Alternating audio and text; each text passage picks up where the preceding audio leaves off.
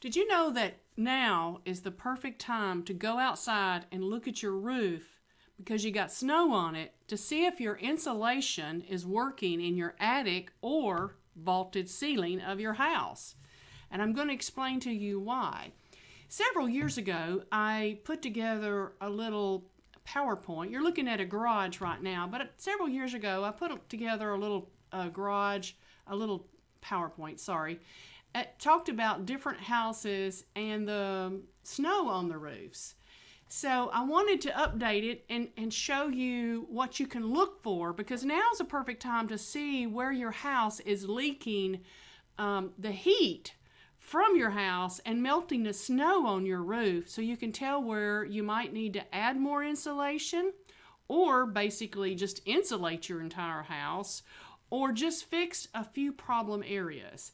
So I'm also, at the end of this video, I'm going to give you some websites where you can go. It's more technical, because this is my quick version of this, non-scientific, but there's a lot of articles out there.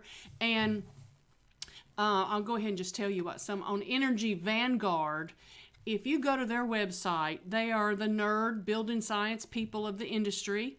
I'm just bringing you some things to think about here, but if you really want to learn more about it, go to their website, Energy Vanguard, and look and just Google, just search on their website, snow on the roof. And there's several articles I'll show you in just a moment. But first of all, let's talk about the principles. And again, this is Lynn Taylor. I'm a residential designer and owner of Tailor Made Plans. So the photograph you're looking at is a garage, and typically garages are not heated. So the snow on the roof is probably going to last longer on parts of the house that are not heated, like front porches, side porches, or covered porches in the back, and of course garages that are not heated. Okay, so the snow should be there. Most of these pictures I've taken today, and this is going to keep changing. And as the snow starts to melt, or we get more snow, you may see a change in your roof. But just take a peek. You can also take photographs to talk to show your insulation person, or whoever you might be working with, if you're trying to correct some of this. All right, the next picture. This house, no one is living in this house, so the heat in this house is probably very low. So the snow is packed on it, as you can see here, very heavily. Now, I just want to say, I'm not trying to shame anybody's roof. I'm not trying to point out someone's doing a bad job. I am just here to give you some information and give you some other references to go check out, and to try to help you if you might need to use more insulation, or get some, or actually update your insulation in your house. So please forgive me if I show your house, but it's all public record out there on the street. So anyway, again, this house, the snow none of it was melted. It was completely covered, because there's little heat probably in the house. This house I know this house for sure has spray foam insulation. So people live in the house, but the house is completely covered in snow because it has spray foam in the attic, and no heat is coming out of the house onto the roof and melting it. Correct? So I have another picture to show you here. This is the picture of the house, and this wasn't snow, but this was frost. And this was prior to the spray foam. So you can see how the frost is not here around the eaves, right? But it is staying here. So there was a little bit of insulation here, but you could tell where the 2x4 is, because there's no thermal break, and it's just coming right through there. So you can just look and see what's going on with your roof. It's going to tell you a lot whether it's got frost on it, a light snow, or a heavy snow. Okay, this house right here has spray foam in it. I know that for a fact. So none of the snow is melted here, and this is from this year. The last photograph I showed you was from another time, okay, from a few years ago. Spray foam is great. I love spray foam. Oh, and you notice how the front porch isn't melted and the house isn't melted. So this is a brand new house, and they obviously have insulated well, at least in this area, because none of the snow is melted. And then here we have an example. So you have an outbuilding which the snow's not melted off of, right? So it wouldn't, if there's no heat in there, it will just be cold and it will stay that way. And here you have a brand new house, and there's just a little bit of melting at the top here. So just a little bit at the top, it seems like. And then here's a house, and this house is really leaking heat. So the people are, and when I say leaking heat, you think, well, it's not a big deal, but your energy bill is going to go up if you're trying to heat this house and it's escaping through the attic and through the roof. So it's melting all of the snow off the roof, and in a pretty bad way too, I might add. And here's a picture from a few years ago, and just showing you how the frost is staying frozen here on the edges of the house where it's the coldest, right? And then it's melted off in the area that's where the heat's coming from. And this is a one-story house, so they needed more insulation in their attic because it's coming through and melting the frost off pretty quickly. Again, this photograph is from a few years ago. And here's another house. This is from this year. This house is also leaking pretty bad in the attic here, you can tell. And then it's still frozen, the snow's still on the house here. So your roof can tell you a lot right now with the snow on it. And okay, here's another house. Just want to give you some examples of how they look and what you can compare to your house. And again, I would go to Energy Vanguard website, this energyvanguard.com. I love them. Those guys are building science nerds, and I love that kind of stuff. And on that website, just do a search for snow on roof, and you're going to come up with actually several articles. I'll show you some here in a moment. So this house here, most of the roof is covered, so the insulation is pretty good, except they're losing their heat at the top at the ridge. So it could be a ridge vent on it. I'm not sure what's going on there, so that might need to be looked at. On this house, you see how it's melted. Most houses had snow on most of the roof. There were just very few houses I saw when I was walking around that had all of the snow melted off like this. So these houses, if you have no snow on your roof right now, or the most of it is melted off, your house is leaking really bad, the heat. So here's another one. You see this is the back porch area here, I believe, down at the bottom. There may not be any snow around this dormer here because the snow didn't hit it. You know, the roof eaves covered the roof up, so there's no snow here. But there could be a little bit of heat loss around here too. Now, pretty much most of it's good. You see how it's coming from the vent here a little bit, melted here. And then up at the top, there's just a little bit of area that might need to be looked at.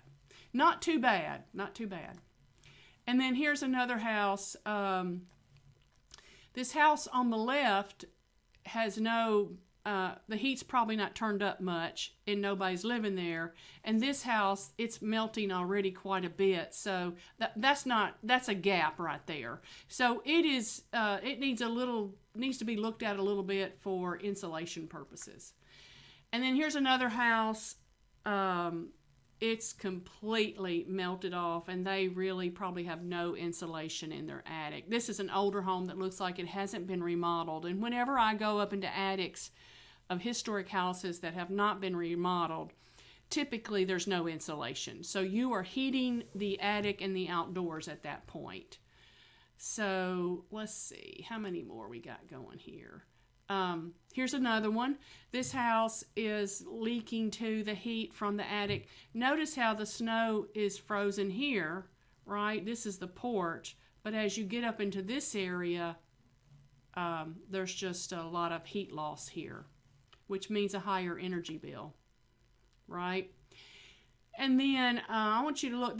I couldn't get close to this. This is a brand new house, and I'm looking at this roof, this section right here. So this is the top of a brand new house, actually in Shelby Hills, I believe. And you could see that most of the snow is here. Right, I'm just looking for my mouse here. Sorry, I didn't make that larger. I should have done that. And then you see this triangle of black here? It appears that it's all melted off in this area. And then this is a light pole right here, so don't think that's melted snow right there. There's just a little bit in this area, but this is this triangle I wanted to look at. So a brand new house that may be not insulated properly. And then this is a dadu that's in the backyard, like a garage dadu tiny house. And so on the left side of this building, the snow wasn't melted off, but you can see this side right here to the right has some issues. So this would be an area to look at to see what's going on with the insulation there. Again, this is not an exact science of what I'm showing you. It's just one way to take a look at your house and then read up on some of those articles I'm talking to you about at Energy Vanguard. And then here's another house. It was all good. Look how thick that snow is at the bottom. And then right up here at the top, they're having some issues with insulation. It could be that there's a lot of wood here when they framed and built this addition, and there was no way for them to get it insulated. Again, another reason I like spray foam, because it will fit into cracks and crevices versus batt insulation. And just to remind you that batt insulation is pretty much an air filter. Spray foam seals up all the air infiltrations, and usually, and you need to verify this with your particular site conditions, but usually we use open cell spray foam in this area in Nashville. There are conditions when we use the closed cell. So again, you'll need to talk to someone like a building science or someone who has a lot of experience, and not someone that's just going to tell you what they want to tell you, kind of thing.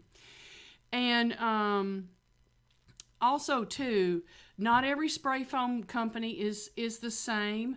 I'll just do a shout out for E3 Innovate and Foamworks. Those are two different companies I feel do a great job on spray foam and houses and know their stuff. So I would recommend one of those two companies.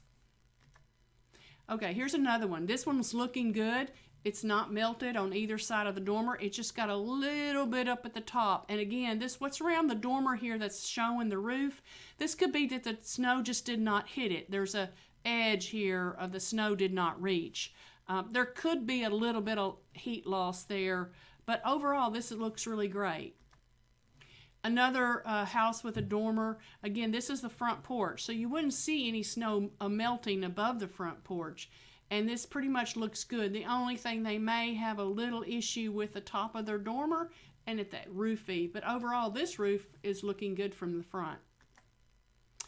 And then this is that house that was way off and I couldn't get a closer picture. This is a brand new house, and this is all melted off right here. I would want to look into this if I was the owner. The eave down here, you see where the snow is on the eave and how it's still there?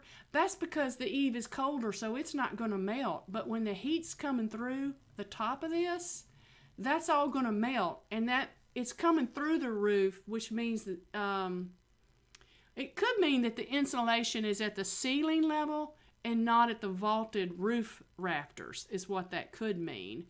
But even if the insulation was at the flat ceiling area, you still would not have this heat loss to cause all that snow to melt off. And after the snow we had last night, this really should not have melted off. So they are losing a lot of energy here. Okay, so I want to show you some of the articles I was talking to you about. This is Energy Vanguard, and I just did a search for snow on the roof, and here's a whole article. He calls it the poor man's infra camera. An and I'm probably pronouncing that incorrectly, shows you where you're having heat loss in your house. And so he talks about this issue here, and he'll have more technical information for you and a whole lot more. I'm giving you just a quick look at this so you can look at your house and start seeing where you are with it. Here's another article on here.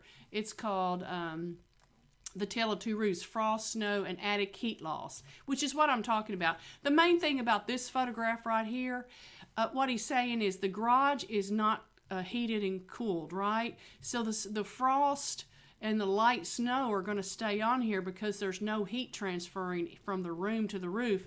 And you look on this side and you see all of the frost and snow are gone because the house is leaking and they're having a attic heat loss. So again, here's the website, Energy Vanguard.